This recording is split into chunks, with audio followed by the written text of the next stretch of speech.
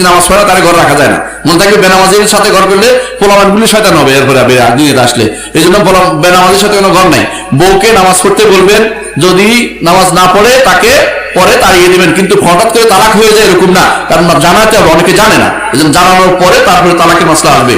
জি, বিটির সালাত আদায়ের সময় কুনুতের আগে যে তাকবীর দিতে হয়, হাত তুলে দিতে হবে নাকি হাত বাঁধা অবস্থায় দিতে হবে? প্রথমত তাকবীরটা কেউ কেউ সুন্নত বলেছেন, সবাই নিকট তাকবীর না, আসলে তাকবীরটাই আসলে এখানে শুধু বিটির পরে রুকুর আগে হলেও পরে হলেও আপনি হাত তুলে দোয়া করে যাবেন।